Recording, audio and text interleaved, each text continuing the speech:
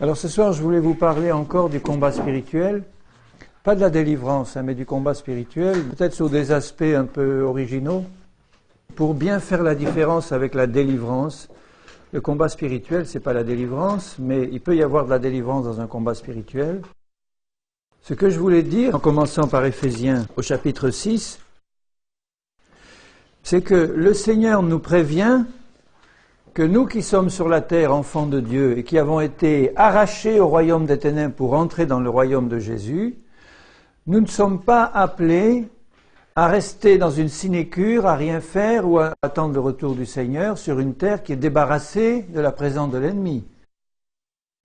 Nous savons que le Saint-Esprit a été répandu sur la terre et il est dans nos cœurs et dans l'Église. Mais nous savons que sur la terre ou dans les cieux de son ciel à lui, il y a Satan et ses démons, et ses principautés, ses autorités qui sont massivement hiérarchisées. Il faut que tout le monde obéisse au doigt et à l'œil à un maître qui est épouvantable, qui est terrible, qui est le prince de la mort et qui veut à tout prix détruire, s'il le peut, les enfants de Dieu, les annihiler, les paralyser, leur boucher les oreilles, enfin les rendre complètement inopérants. S'il ne peut pas les détruire, il va essayer de les placer dans un coin pour qu'ils ne bougent plus jusqu'au retour du Seigneur.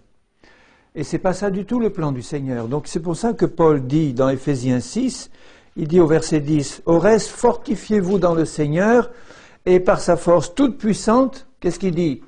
Il dit, prie le Seigneur qui te fortifie. Il dit pas ça du tout. Il dit, fortifiez-vous dans le Seigneur. Ça veut dire qu'on doit avoir une attitude dynamique et offensive, nous fortifier d'abord dans le Seigneur. Avoir une relation avec le Seigneur Jésus qui soit vivante et forte, parce que quand Satan attaque, il attaque toujours de manière vicieuse et sournoise, il attend les moments où tu es le plus faible, les moments où tu es le plus découragé, et là, bam, et encore pas par devant, il va te cogner pour essayer de t'enfoncer le plus bas possible. Donc c'est pour ça que Paul dit bien, vous commencez par vous fortifier dans le Seigneur. Et on va voir à quoi consiste se fortifier dans le Seigneur, de manière concrète, et par sa force toute puissante.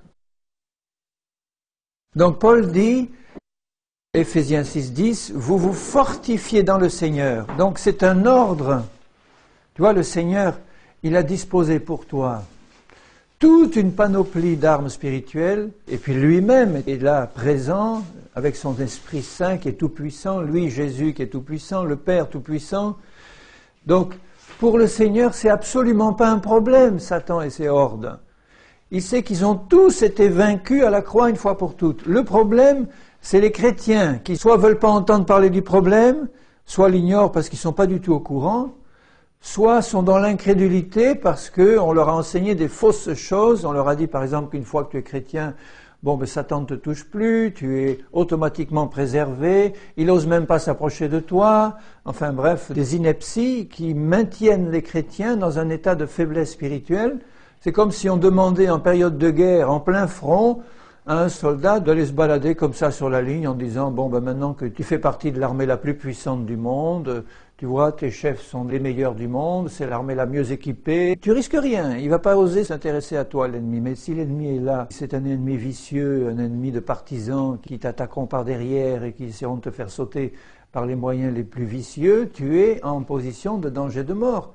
Et il te dit, revêt-toi de toute ton armure, fais attention, sois prudent, attaque, résiste à l'ennemi, etc. Il y a toute une série de conseils dans le Nouveau Testament qui montrent que nous sommes constamment attaqués par l'ennemi qui veut nous détruire ou nous paralyser. Et Dieu met à notre disposition des armes toutes puissantes et il nous demande de nous en servir. Alors, il nous dit de nous en servir par sa force toute puissante et dans la foi.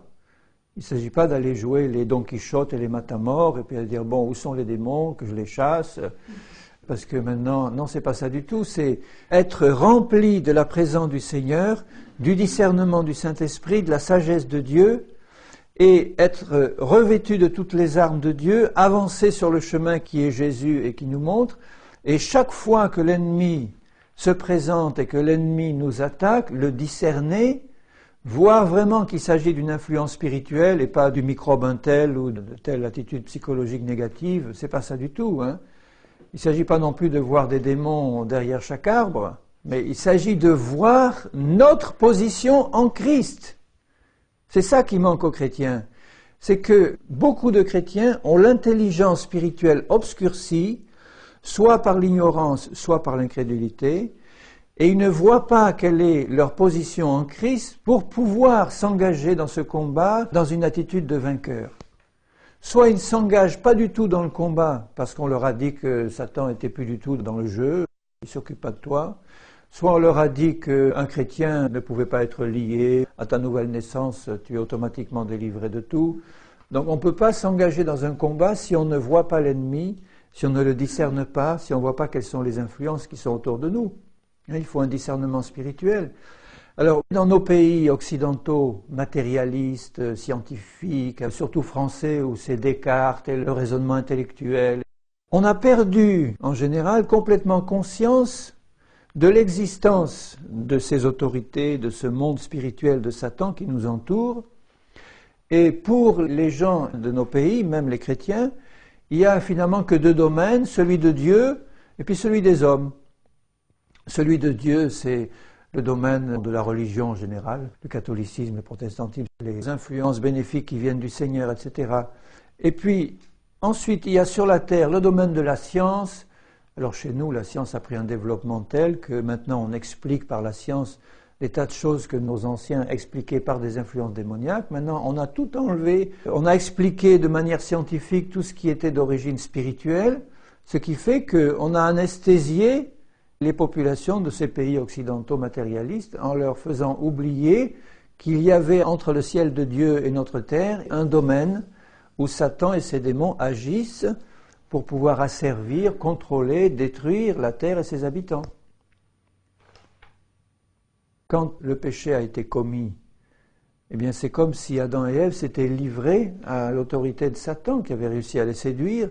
Le péché est entré, le prince des ténèbres de la mort qui contrôlait le péché a eu à ce moment-là autorité sur eux par la mort, par le péché, par la désobéissance, et ça s'est transmis à toute l'humanité qui s'est séparée de Dieu. Peu à peu, n'a plus du tout conscience de la présence de Dieu, puis ensuite de la présence de ses démons et de ses autorités.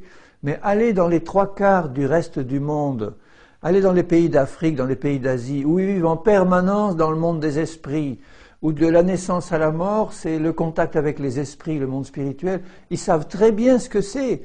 Et un chrétien qui se convertit là-bas, il sait très bien qu'il n'a pas affaire qu'à Dieu et à la science sur la terre, qu'il a affaire à des tas de puissants, d'esprits mauvais, méchants qui sont tout autour. Il ne faut pas croire qu'ils limitent leur présence à l'Afrique et à la Chine ou au Japon.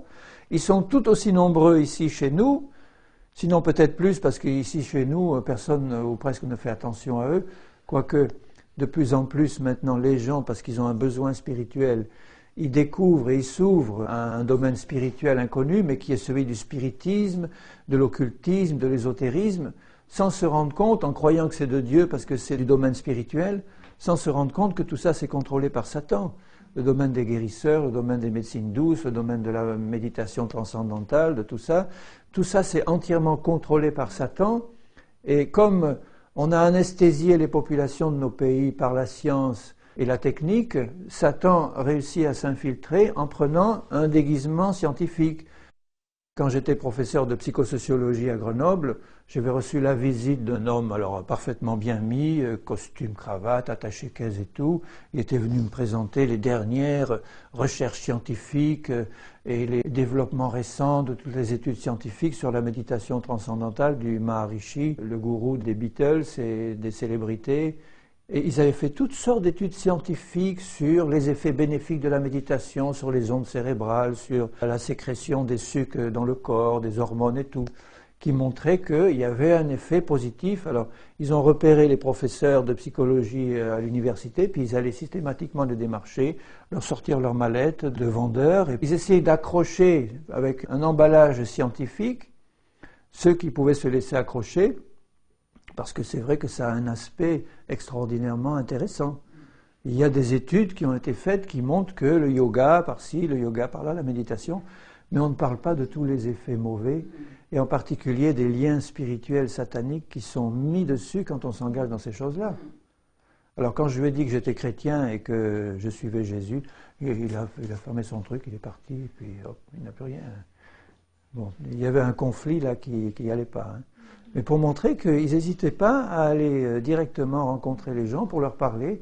Ils n'allaient pas dire, bon, je vais vous inviter à une séance de transe hypnotique. Non, on vient vous parler d'études scientifiques, de bonnes choses réelles. Donc, dans nos pays à nous, les gens ont oublié qu'il y avait le ciel de Satan avec tous ses démons, ses principautés et ses autorités. Alors maintenant, dans l'Église, on dit « Ah, mais c'était peut-être valable du temps de Paul et des anciens, parce qu'ils étaient un peu diminués, enfin, scientifiquement et tout ça, ils n'étaient pas dans le coup. Ils étaient encore dans un état semi-sauvage, et comme le Gadarénien et tout ça. Maintenant, on a évolué, on est devenu beaucoup plus rationnel et scientifique, et maintenant, on peut expliquer scientifiquement toutes ces choses-là.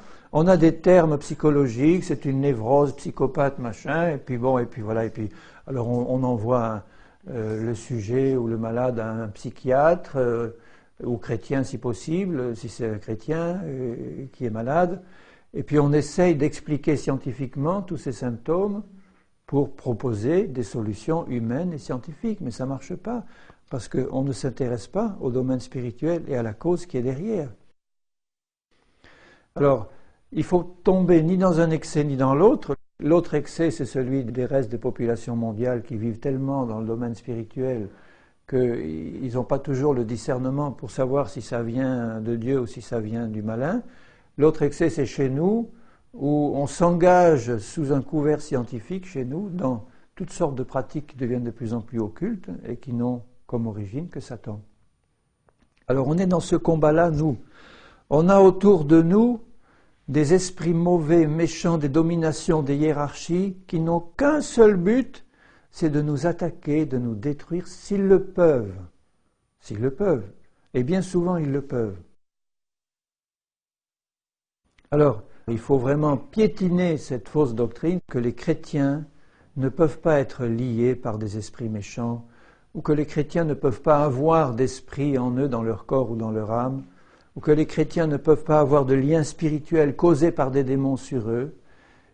Ce ne sont pas des choses qui sont vraies. La Bible montre bien que des chrétiens qui ont cru et qui ont été baptisés peuvent être dans les liens de l'iniquité ou peuvent avoir leur cœur rempli de Satan. Je citerai que 2 exemples dans le Nouveau Testament, c'est Simon le magicien, je vais vous le montrer dans Actes 8.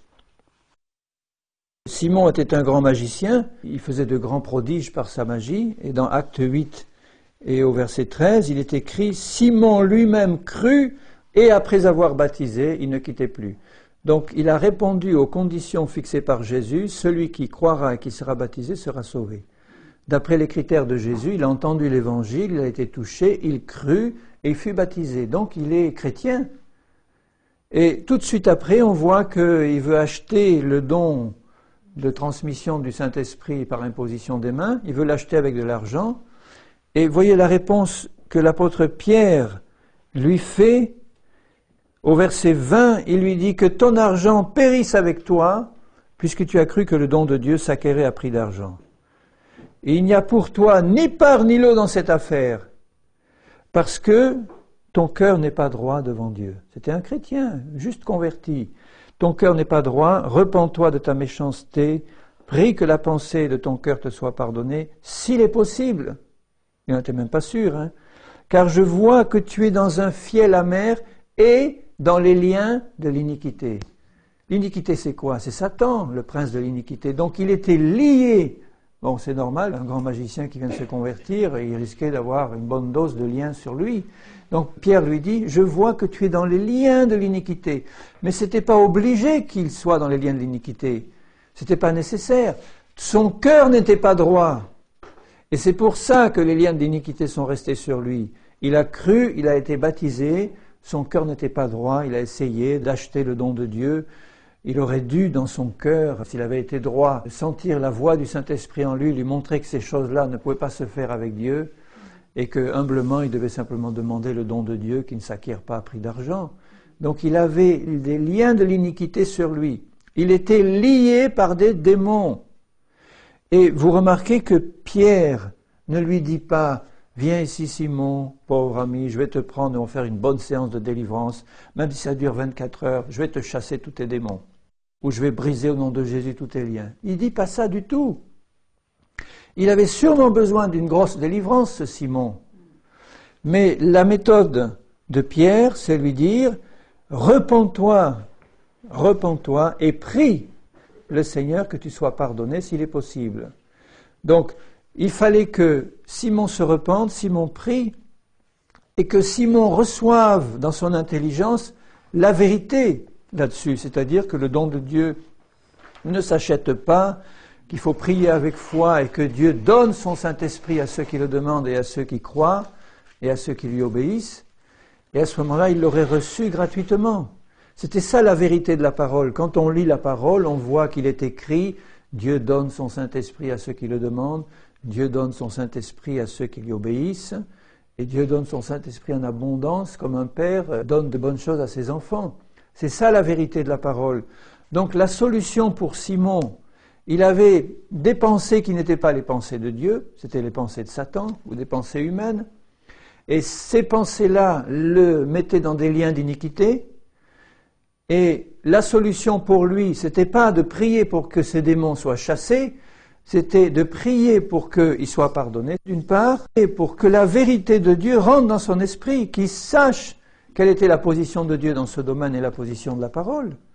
Et si quelqu'un se repent en disant « Seigneur, vraiment, j'étais dans l'ignorance et l'incrédulité, je ne comprenais pas ta parole, mon cœur n'était pas droit, mais je me repens, je te demande pardon. Maintenant, quelle est ta parole? Qu'est-ce qu'elle dit, ta parole ?» Et à ce moment-là, Dieu nous révèle d'une manière ou d'une autre, par la Bible, par une prédication, par des frères et sœurs honnêtes et bons qui donnent la vérité. Il nous révèle la vérité, on la reçoit avec un cœur honnête et bon et droit, et à ce moment-là, cette vérité nous libère. Vous connaîtrez dans Jean 8 la vérité, et la vérité vous affranchira. C'est ça la méthode du Seigneur. Ça veut dire qu'en recevant la vérité, comme Satan est le prince du mensonge et des ténèbres, il n'aime absolument pas que les choses arrivent à la lumière, il n'aime pas que les choses soient dans la lumière du Seigneur et de sa parole, et dès qu'il voit un cœur qui s'ouvre à la lumière de la parole, à la vérité, et que cette vérité remplit le cœur dans la lumière de Dieu, eh bien, il ne peut pas tenir si nous sommes attachés à cette vérité, à cette lumière. Il ne dit pas le Seigneur, les séances de délivrance vont te libérer. Il dit, la vérité va te libérer. Donc moi, je l'ai compris depuis peut-être 15 ans, au début de ma conversion, quand le Seigneur avait placé sur ma vie des hommes, des femmes, des chrétiens qui étaient liés jusqu'au cou et qu'il y a eu des manifestations démoniaques et que je me suis lancé dans le combat pour les chasser, que j'ai vu les démons chasser, je me suis dit, ça y est, c'est ça. Mais c'est la solution, c'est de ça qu'ils ont besoin, mes frères et mes sœurs et moi-même. J'ai été délivré moi-même plusieurs fois de plusieurs démons. Donc, je me disais, c'est ça, j'ai compris maintenant. Et puis alors j'ai commencé à chasser les démons, et comme Dieu m'avait donné le discernement, je voyais des gens arriver, je les voyais liés, je leur disais, tu as des démons, viens, on va les chasser. Et puis on y allait, et puis on les chassait. Et les démons partaient. Seulement le problème, c'est que, comme la vérité n'était pas rentrée dans le cœur de ces personnes, et comme elles étaient dans l'ignorance quant à la parole de Dieu, quant à leur position en Christ, quant à leur position dans le Seigneur, eh bien, elles se laissaient avoir comme des bleus par Satan et ses démons qui revenaient quelque temps après pour remettre en force, c'est-à-dire 7 fois plus, pour leur remettre dessus des liens dont ils étaient incapables de se libérer parce que la vérité n'était pas dans le cœur.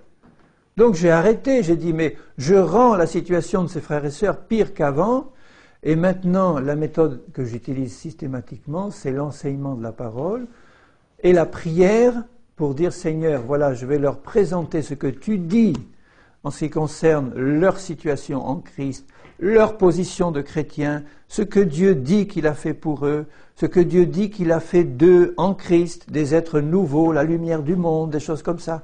Enfin, tout ce que Dieu dit qu'il a fait pour nous, c'est ça la vérité. Et quand cette vérité est exposée et qu'elle est reçue par un cœur honnête et bon qui reçoit la vérité, et quand on prie en même temps pour que l'intelligence spirituelle s'ouvre, ce que Paul faisait constamment pour les Éphésiens, les Colossiens, etc., à ce moment-là, la vérité rentre dans le cœur et on prend par la foi, une pleine et entière délivrance sur toute la puissance de l'ennemi. Et donc, on ne réserve le fait de chasser les démons que dans des situations extrêmes, comme le Gadarénien, qui était complètement lié jusqu'au cou, qui n'était même pas chrétien, et il fallait qu'il entende, qu'il comprenne. Ou alors, dans des cas où les démons se manifestent devant nous, comme ils se manifestaient devant Jésus dans la synagogue. Donc, si un démon se manifeste dans une certaine personne devant toi, tu peux être amené à les lier, tu peux être amené à intervenir de manière autoritaire pour les calmer ou les chasser si besoin est. Mais tout de suite après, il faut associer à cet acte que tu viens de faire un travail d'enseignement, un travail de présentation de la parole, un travail de prière pour que cette personne-là ressorte équipée de la vérité. Sinon, elle va se trouver en situation difficile, ça va revenir. Donc, il ne faut pas s'engager dans la délivrance, comme je le faisais auparavant, il y a 15 ans ou 20 ans, en disant c'est ça la solution des problèmes des chrétiens. Ce n'est pas la solution. Essayez, vous verrez. J'ai essayé des années, ça me semblait marcher, et puis j'étais découragé parce que je voyais que ça ne réglait rien du tout. La solution, c'est celle que Jésus nous montre, enseigner la vérité et la recevoir dans un cœur bien disposé, et c'est la vérité qui affranchit. C'est la vérité qui libère. Il faut un travail d'enseignement de la parole et il faut un travail de prière pour que la vérité pénètre. Et quand la vérité a pénétré dans un cœur qui la reçoit et qui croit, à ce moment-là, elle a une puissance de vie et de libération qui ne permet pas à Satan de s'accrocher. Si, par exemple, ce seul verset de Galates 5.1, c'est pour la liberté que Christ vous a affranchi, que ce soit la cigarette, l'alcool, la drogue ou n'importe quoi. Ça veut dire que tu as été libéré par Jésus, ne te laisse plus remettre sous le joug de la servitude, c'est pour la liberté que Christ vous a libéré. Colossiens le dit, à la croix, il a dépouillé les dominations, les autorités, les princes de ce monde de ténèbres. Il les a livrés publiquement en spectacle. Il les a dépouillés de toute leur autorité sur nous, parce que nous avons été transférés en Christ, et nous sommes assis, Éphésiens 2, dans les lieux célestes, en Christ, au-dessus de toute domination, de toute autorité, de toute puissance qui se peut nommer. Donc si vous prenez toutes ces puissances de ténèbres, Satan lui-même, sa puissance n'est pas nulle, il a une très grande puissance, avec tous ces démons et cette hiérarchie mauvaise qui couvre la terre entière et qui s'infiltre dans le secret partout. Bon, si vous prenez toute cette puissance-là, ajoutez toute la puissance humaine, des chefs politiques, des chefs militaires, des chefs religieux, tout, vous mettez tout dans le même sac, ça fait une puissance quand même tout ça. Mais en Christ, nous sommes bien au-dessus, assis dans les lieux célestes en Christ, et toute autorité a été donnée à Jésus sur toute la puissance des ténèbres, et il nous l'a donnée. Donc si cette vérité-là est dans ton cœur, si tu as compris, si tu as dit Seigneur, mais que mon intelligence spirituelle s'ouvre à ça, je le lis, d'accord? Je dis mais Seigneur, que ça rentre au fond, je le prends pour moi, tu le dis, c'est pour moi, c'est bon. Il suffit que tu le dises, c'est écrit. Donc comme ta parole est la vérité, je le prends pour moi, et j'occupe ma position et j'exerce mon autorité en Christ. C'est ça la solution du combat spirituel. C'est surtout pas la délivrance systématique. Tiens, je vois que tu as des démons, allez viens, on va te délivrer, et puis on va te les chasser. C'est pas ça. Si la parole de Dieu n'est pas dans ton cœur, ça ne marchera pas. Tandis que si la vérité est dans ton cœur, toi-même, tu vas prendre ta position et tu vas prendre autorité.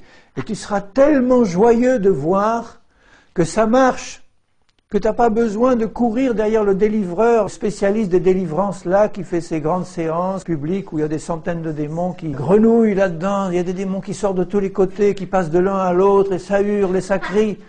Mais c'est pas ça la solution du tout. Alors ça, c'est une satisfaction pour l'ego de celui qui prêche, et quand on voit la puissance de Dieu qui agit, tu aurais dû venir hier soir, ils étaient tous par terre, et puis ça bavait, ça hurlait, ça criait, j'en ai vu de démons partir, des centaines. Et puis les pauvres gens qui ressortent de là, apparemment tout contents, si la parole de Dieu n'est pas ancrée dans leur cœur, et si la vérité n'est pas là pour les établir dans leur position en Christ, mais dans quelque temps, c'est une pagaille monstre. c'est des vies détruites, c'est des séductions qui rentrent, c'est Satan qui revient 7 fois plus fort, et puis il ne va pas attendre qu'il y ait le délivreur en place, il va attendre que les autres soient rentrés chez eux tout seuls, et puis il y a un moment difficile, une crise, une petite maladie ou une grosse, un chômage et tout, puis ils sont là, et puis ils sont seuls, ils sont isolés, et là, 7 fois plus puissants, les voilà qui arrivent, qui reviennent t'attaquer.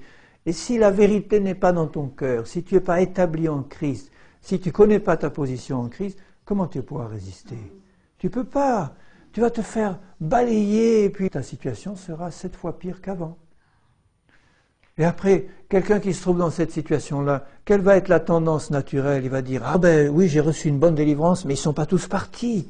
Ah Seigneur, où il est ce gars? Où il est? Ou un autre? Et puis, pasteur, et la plupart des pasteurs, dans beaucoup d'églises, ne croient pas à la délivrance du tout. Donc ça règle le problème pour eux, mais ça ne règle pas le problème des pauvres qui ont besoin de délivrance. Dans les églises, le fait de croire que quand tu es chrétien, tu ne peux pas être lié, c'est fini, que tu ne peux plus avoir affaire à des démons et à des attaques de Satan parce que tu es chrétien, mais ça met les chrétiens dans une position épouvantable quand ils sont attaqués et liés. Mais la solution n'est pas d'enseigner la délivrance, la solution n'est pas de pratiquer la délivrance comme je viens de vous le décrire. La solution est d'enseigner la vérité, d'enseigner la parole. Donc les pasteurs ne devraient pas dire « Ne vous inquiétez pas, chrétiens, vous ne pouvez pas être liés, vous ne pouvez pas avoir d'influence démoniaque. » Il faudrait leur dire « Mais oui, vous pouvez, si vous n'êtes pas sur vos gardes, si vous n'avez pas la parole de Dieu, si vous ne résistez pas à Satan comme tout le Nouveau Testament le montre dans les épîtres de Paul et les autres, qu'ils avaient affaire à un combat spirituel, que le diable était un lion rugissant qui tournait autour d'eux, cherchant qui va dévorer, c'est écrit dans la première épître de Pierre, que Paul dit « Ne vous couchez pas sur votre colère, ne donnez pas accès au diable ». Alors accès au diable, ça veut dire quoi? Ça veut dire qu'il va venir lui-même, parce qu'il a trouvé une porte d'entrée. Donc ça veut dire que les chrétiens peuvent être soumis non seulement à des attaques de la part des démons et de Satan, mais à des liens spirituels, à des pénétrations de démons dans leur vie, dans leur corps, dans leur être intérieur ou dans leur être extérieur, pour les détruire et les lier. Mais que ces choses-là ne devraient pas arriver, en tout cas ils ne devraient pas y rester, si l'enseignement de la parole était bien donné, si au lieu de dire aux chrétiens « vous n'avez pas de lien, vous ne pouvez pas en avoir », on leur disait « mais oui, vous pouvez, mais attention, le Seigneur nous donne la solution. La solution, c'est sa parole, c'est l'œuvre de Christ, c'est ce qu'il a fait de toi en lui. Et si tu reçois cette parole et tu la gardes dans ton cœur, cette puissance de vie et de vérité va te libérer. Et tu n'auras pas besoin du délivreur pour chasser tes démons, c'est la vérité qui va t'affranchir. Et donc moi, en tant que serviteur de Dieu, je serai là pour t'enseigner la parole et pour prier pour toi et avec toi, pour dire Seigneur, ouvre son intelligence, ouvre la mienne aussi, mais ouvre son intelligence pour qu'il comprenne. C'est la méthode de Paul. Il n'arrêtait pas de dire aux chrétiens, vous êtes dans un combat, vous avez affaire à des puissants, des autorités, pas contre la chair qu'on doit lutter, mais contre cela. Je reviens à Éphésiens. Éphésiens 10, fortifiez-vous dans le Seigneur par sa force toute puissante, revêtez-vous de toutes les armes de Dieu. Alors pourquoi faire? Pour pouvoir tenir ferme contre les ruses du diable, les séductions, les mensonges, etc. Car nous n'avons pas à lutter contre la chair et le sang, mais contre les dominations, les autorités, les princes de ce monde de ténèbres, les esprits méchants dans les lieux célestes. Toute une hiérarchie d'esprits méchants et mauvais, du plus puissant au moins puissant, ils sont tous là bien organisés, et tous ensemble nous attaquent et veulent nous détruire. Donc quand je me suis fortifié dans le Seigneur et par sa force toute puissante, je vais pouvoir me revêtir de toutes les armes de Dieu pour pouvoir résister dans le mauvais jour, comme Jésus a résisté dans le désert au malin. Sa seule arme, c'était la parole de Dieu.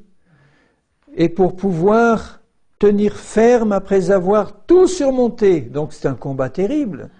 Il dit résister, tout surmonter, et en plus, quand vous avez tout surmonté, tenir ferme. Encore, pas de repos, hein.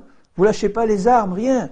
On est là, on est sur le champ de bataille jusqu'au retour du Seigneur, mais dans une position de victoire, si on a compris notre position dans les lieux célestes en Christ, si on a compris ce que nous sommes en lui, si on a accepté tout ce que Dieu dit de nous. Tu vois, si tu es rempli de pensées mensongères, j'ai eu l'occasion ces temps-ci de parler à plusieurs personnes pour leur dire, mais je vois que tu es rempli de pensées mensongères, de pensées négatives sur toi-même, que tu es nul, que tu n'y arriveras pas, que tu as toujours été comme ça, qu'il n'y a rien à faire, que ci, que ça. Des chrétiens. Et oui, mais c'est l'expérience qui me l'a montré toutes ces années passées, j'ai tout essayé, puis il y avait ci, puis ça. J'ai dit, mais je vois que tu es rempli de pensées mensongères que Satan a réussi à planter en toi, et ce n'est pas ce que Dieu dit de toi, si tu es chrétien. Qu'est-ce qu'il dit, Jésus? Que tu es la lumière du monde, que tu es le sel de la terre, que tu es assis dans les lieux célestes en Christ, que tu es héritier de Dieu, co-héritier de Christ, que tu as été libéré de la puissance de Satan, etc., etc., etc. Tu le crois, ça? Ah ben oui, c'est écrit, mais je ne le vois pas dans ma vie. Alors donc, puisque je ne le vois pas, je ne le crois pas. Mais le jour du jugement, quand le Seigneur brandira sa parole et il dira « Qu'est-ce que tu en as fait? Comment tu as vécu sur cette terre en vaincu? Pourquoi tu n'as pas cru ce que j'ai dit que j'ai fait de toi et en toi? Pourquoi? Tu aurais pu recevoir cette vérité, elle t'aurait d'abord affranchi, et tu aurais pu la transmettre aux autres. Tu aurais pu être un outil entre mes mains puissant, au lieu de rester là, dans la passivité, dans la paralysie spirituelle, dans toutes ces choses qui te bloquent. C'est parce que tu as l'esprit enténébré, rempli de mensonges, et que tu crois à des choses qui ne sont pas vraies, que Satan a réussi à implanter en toi, au lieu de recevoir « je suis la lumière du monde et le sel de la terre », il t'a envoyé cette pensée « tu es un nulard et tu n'as jamais rien réussi, depuis le début de ta vie c'est ça, alors n'essaye pas, bon, attends le retour du Seigneur et reste tranquille dans ton coin. » Et puis je m'en sors pas, et puis je suis toujours malade, et puis il y a ci, puis il y a ça, et puis les démons m'attaquent, et puis je ne peux plus rien faire. Autant de paroles et de pensées négatives qui montrent que la parole de Dieu, la vérité, n'est pas en toi. Dans Éphésiens, il dit, dans Éphésiens 4, au verset 17, « Voici ce que je dis, et ce que je déclare dans le Seigneur, c'est que vous ne devez plus marcher comme les païens. » Donc il est possible que des chrétiens marchent comme des païens, puisqu'il dit, « Vous ne devez plus marcher comme des païens. » Pourquoi? Qui marchent selon la vanité de leurs pensées. Ils ont l'intelligence obscurcie. Voilà les chrétiens défaits complètement. Ils ont l'intelligence obscurcie. Ils sont étrangers à la vie de Dieu, écoutez bien, à cause de l'ignorance qui est en eux, à cause de l'endurcissement de leur cœur. Des chrétiens sont comme ça. Des chrétiens peuvent être comme ça. Si un chrétien ne prend pas la peine de recevoir cette parole, de la lire, de la méditer, si on ne lui enseigne jamais quelle est sa position en Christ et ce que Christ a fait de lui à la croix et après, et s'il vit constamment par des expériences, par ce qu'il voit chez les autres, les personnes auxquelles je parlais me disaient « Mais oui, mais tu vois bien, je ne vois pas ça dans l'Église, j'en vois nulle part des vainqueurs qui marchent dans la foi. » Je dis « Mais sois-en un toi, tu peux l'être si tu crois ce que Jésus dit. » Et si tu commences à regarder autour de toi, si Noé avait regardé autour de lui, il n'en aurait pas trouvé un seul. Si Lot avait regardé à Sodome, il a regardé, il n'en a pas trouvé un seul. Alors s'il avait dit, parce que j'en trouve pas un seul, c'est pas possible de marcher fidèlement avec Dieu, donc laissons tomber, puis faisons comme les autres. Mais il ne serait pas monté dans l'arche. Et Lot aurait péri dans le désastre de Sodome et de Gomorrhe. Donc il ne faut pas qu'il en soit ainsi pour nous, mes frères et mes sœurs. Nous ne devons pas avoir l'intelligence obscurcie comme les païens. Nous ne devons pas être étrangers à la vie de Dieu à cause de l'ignorance qui est en nous. Un chrétien qui est dans l'ignorance, un chrétien qui ne connaît pas sa position en Christ, c'est un chrétien qui a l'intelligence obscurcie et qui a l'esprit embrumé par des mensonges, qui est dans l'ignorance, qui est donc entièrement pieds et poings liés entre les mains de Satan. Il ne connaît pas la vérité ne l'a pas affranchi. Tu as été libéré par Christ. Tu as été entièrement libéré de tout lien, de toute autorité de Satan sur ta vie. Tout ce qu'il te faut, c'est le savoir, le croire et le garder dans ton cœur, cette assurance que donne la parole. Quand tu as dans le cœur cette assurance que donne la parole, tu as la foi. La foi est une ferme assurance des choses qu'on espère, qui viennent de la parole de Christ. Et si tu reçois cette parole dans un cœur ouvert, et si tu prends pour toi tout ce que Dieu dit de toi dans la parole, en tant que chrétien, mais tu vas voir la puissance de vie de cette parole te remplir et te transformer complètement. Je parlais avec quelqu'un d'autre qui me disait « Oui, mais moi, je sens que j'ai des capacités, mais malheureusement, j'ai jamais eu l'occasion de les manifester. Et puis je vois d'autres qui sont plus jeunes que moi et qui ont plus de diplômes que moi et puis qui maintenant réussissent mieux, alors que moi, je sens que j'aurais pu faire autant, mais maintenant, je suis en train de passer à côté. » Enfin, ce genre de raisonnement-là. Et moi, je lui ai dit « Mais tu as cru des mensonges de Satan. Tu peux être humainement le plus petit des balayeurs, j'ai rien contre les balayeurs, hein, je dis, mais je veux dire socialement, éducation zéro, à peine lire et écrire, juste ce qu'il faut pour pouvoir... bon, vis-à-vis du monde, tu es une balayure. Enfin, je veux dire, rien du tout. Tu vois, tu n'as pas de diplôme, tu n'as rien, tu n'as même pas ton bac. Mais comment tu peux réussir dans cette vie? Donc si tu vas dans le corps de Christ avec cette mentalité-là, ce genre de complexe d'infériorité, si tu gardes ces pensées mensongères que tu as eues dans le monde, là où tu étais avant, où on t'a dit que si tu n'as pas de diplôme, tu ne réussiras rien, que tu vas être un minus si tu n'es pas dans un certain niveau de catégorie sociale et que jamais tu vas gagner ta vie correctement et que tout ça, tout ça. Si tu gardes ce genre de pensée, ce sont des mensonges qui vont contrôler ta vie et qui vont te maintenir dans les liens de l'ennemi. Il faut t'en dégager de tout ça. Dans le corps de Christ, ni l'origine sociale, ni la noblesse, ni la richesse, ni les diplômes n'ont de valeur. Dieu peut s'en servir, bien sûr, comme il s'est servi pour Paul, mais ça n'a aucune valeur spirituelle. Alors que si tu es rempli du Saint-Esprit, rempli de la vérité de la parole, rempli de la connaissance d'en haut, mais tu vas être un instrument puissant entre les mains du Seigneur, même si tu sais tout juste lire et compter. Et là, j'encourage mes frères d'Afrique, s'ils entendent ça, pour leur dire que ce n'est pas une question ni de richesse, ni de diplôme. On reçoit des lettres de chers frères africains qui sont constamment en train de mendier en disant « Je suis un pauvre pécheur misérable, mais il me manque ci, il me manque ça, alors j'ai besoin de votre soutien, frère, envoyez-moi soit un peu d'argent, soit ci, soit ça, médicaments, parce que je m'en sors pas. » Mais c'est vrai, et ils souffrent de ça. Et moi, dans mon cœur, je dis « Mais Seigneur, mais je me rends compte que Satan a réussi à planter toutes sortes de pensées mensongères pour les maintenir dans la captivité, pour les empêcher de voir ceux qui sont en Christ et de prendre leur héritage. Mais chez nous, en Europe, c'est pareil. On a plus d'argent et plus de nourriture, mais sur le plan spirituel, combien de masses de chrétiens sont dans la servitude parce qu'ils sont dans l'ignorance, parce qu'ils sont étrangers à la vie de Dieu, parce qu'ils ont l'intelligence obscurcie. On ne leur sert pas la nourriture qu'il faudrait. On leur parle que d'expériences, de vins nouveaux, de Pensacola, de Toronto, de choses comme ça.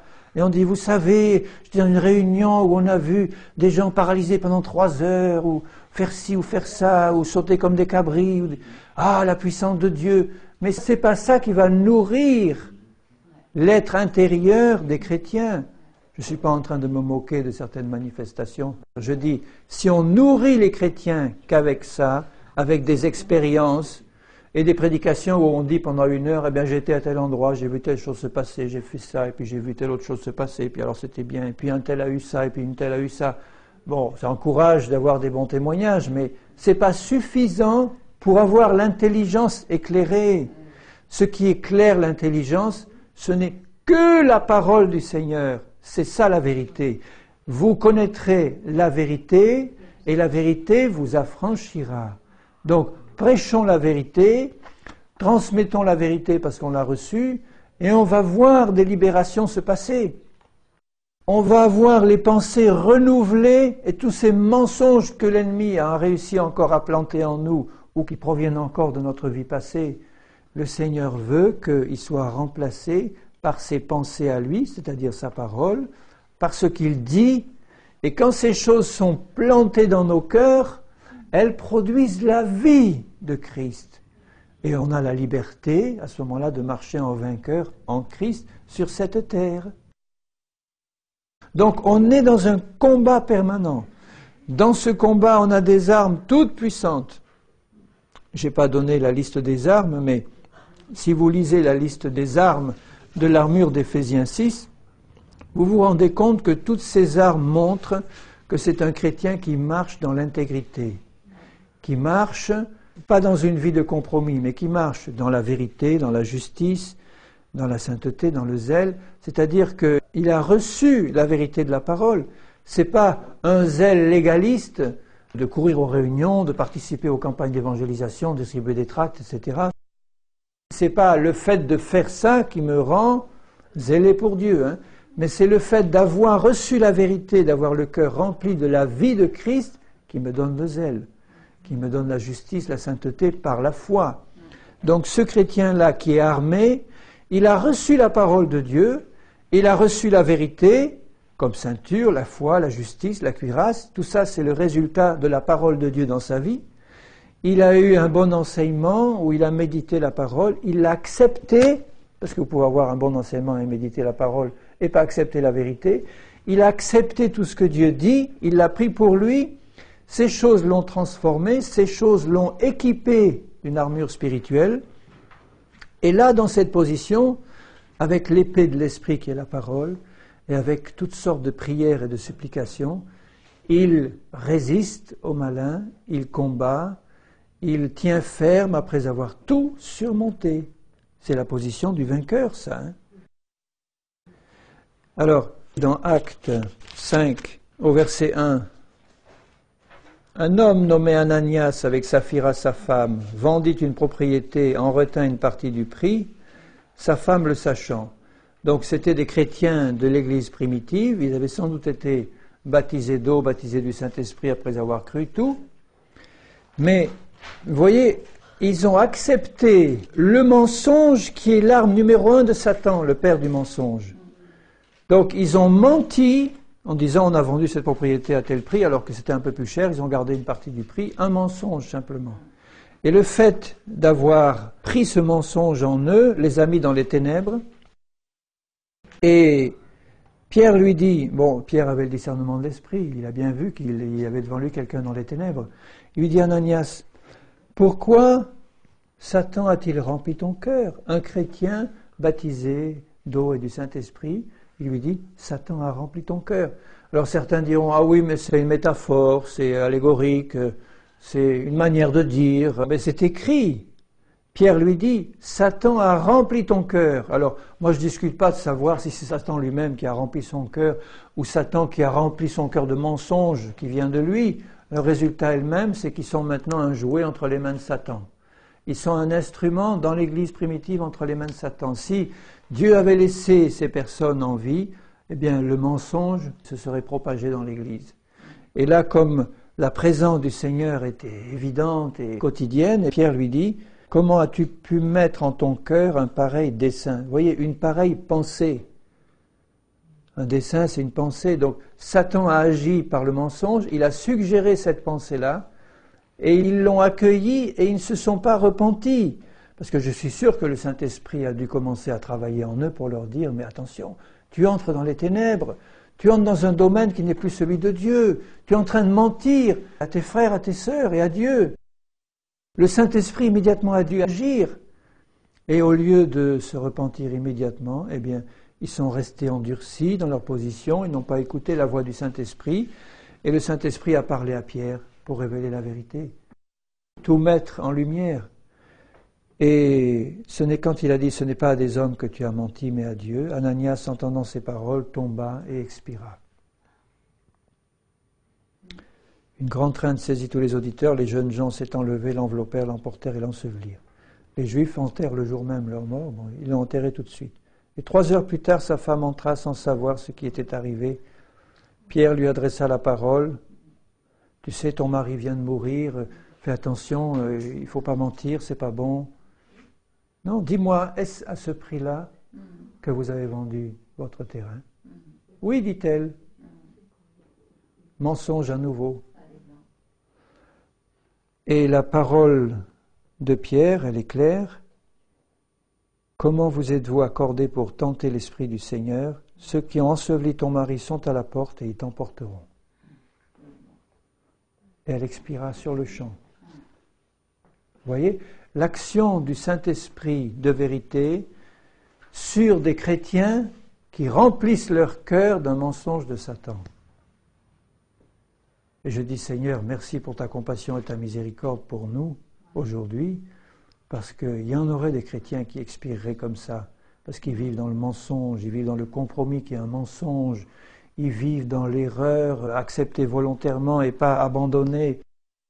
La compassion et la miséricorde de Dieu, elle s'exerce souverainement, mais il n'est pas obligé de la garder indéfiniment, cette miséricorde et cette compassion-là. Son jugement s'est manifesté immédiatement. Donc à mesure que la présence de Dieu devient de plus en plus forte dans nos vies, les jugements vont se faire aussi de plus en plus sévères et immédiats. Comme pour Moïse, ça a été immédiat. Il a fait une chose de travers, lui qui était l'homme le plus patient du monde, il s'est fâché un instant. Dieu lui dit, Moïse, tu vas mourir. Tu ne rentreras pas dans le pays de la promesse. Il avait atteint une position spirituelle telle qu'il fallait que le jugement soit sévère. Et tout ça parce que la vérité n'est pas restée dans son cœur à ce moment-là. La vérité, c'était la parole de Dieu qui lui avait dit « Tu parleras au rocher ». Voilà la vérité de la parole. Il n'a pas gardé la vérité de la parole dans son cœur, il l'a remplacée par ses pensées à lui, et il en est mort. Il ne faut pas non plus rentrer dans la crainte quotidienne qu'on ne va pas y arriver parce qu'on a affaire à un feu dévorant. On a affaire à un Dieu qui nous aime, mais on a affaire à un Dieu qui ne supporte pas qu'on reste volontairement dans le mensonge. C'était ça le problème d'Ananias et de Saphira, numéro 1. Ils étaient restés volontairement dans le mensonge. Comment est-ce que je peux hériter de l'héritage de Christ si en tant que chrétien, je veux rester volontairement dans le mensonge? Tu peux être envahi de pensées de mensonges sans t'en rendre compte, mais nul n'est censé ignorer la parole du Seigneur quand on est enfant de Dieu. Donc si vraiment tu t'intéresses à la parole du Seigneur, tu vas la sonder, et à mesure que tu la sondes et que tu la reçois, la vérité va te libérer.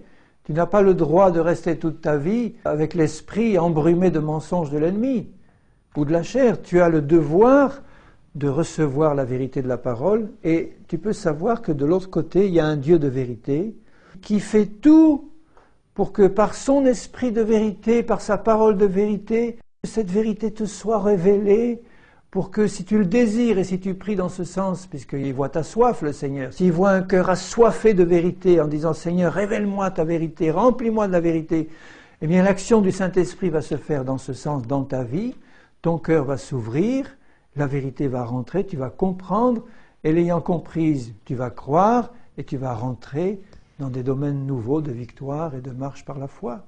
Voilà le plan du Seigneur.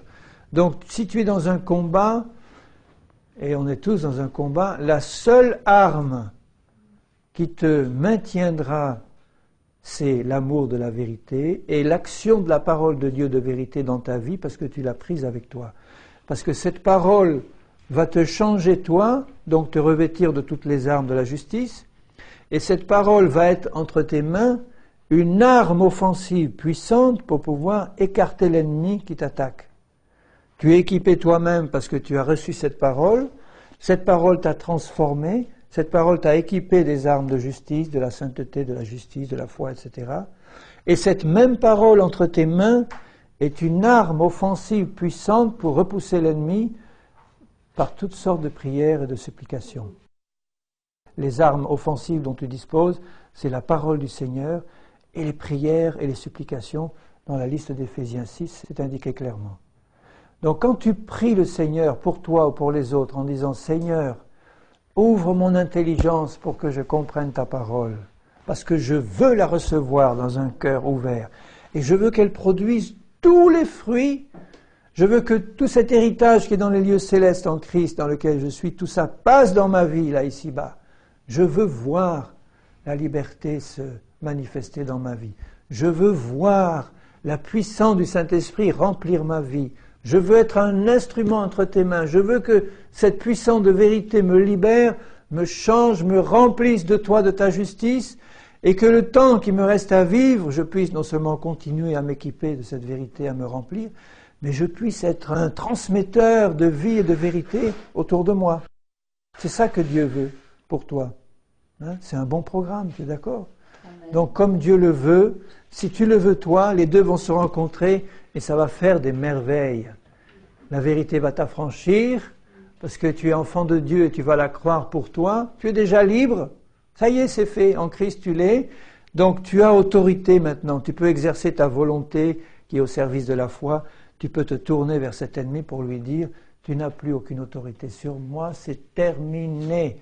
Et ce n'est pas une technique verbale, c'est terminé parce que tu le sais dans ton cœur. La parole de Dieu a produit la foi. Tu le sais et tu as cette autorité-là.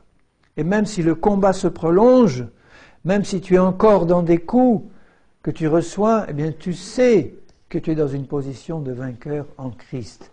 Et que si tu restes dans cette position-là, tes yeux le verront s'accomplir. Amen. Amen. Merci, Papa. Merci, Seigneur. Seigneur, je veux te bénir de tout mon cœur parce que dans ce combat au milieu desquels nous sommes, tu ne nous as pas laissés sans armes, tu ne nous as pas laissés orphelins et toi-même, Seigneur, par ta présence, tu veux remplir nos cœurs et nous remplir de ta vie, de ta lumière. Aussi ma prière constante, c'est Seigneur, ouvre notre intelligence spirituelle. Illumine les yeux de notre cœur, Seigneur, pour que nous sachions, que nous voyons et que nous puissions apprendre de toi, nous dépouiller de cette vieille peau et de ces pensées mauvaises qui viennent du monde et du passé et nous revêtir de cette nature nouvelle créée dans une justice et une sainteté que produit la vérité. Seigneur, je veux le faire pour moi-même et je te prie pour mes frères et sœurs pour qu'ils puissent recevoir cette parole et recevoir cet enseignement de toi et pouvoir être capables de se dépouiller, de se renouveler dans l'esprit de leur intelligence et de se revêtir de cette nature nouvelle que tu nous as donnée. Que nous soyons tous des vainqueurs, Seigneur, et pour ta gloire au nom de Jésus. Amen.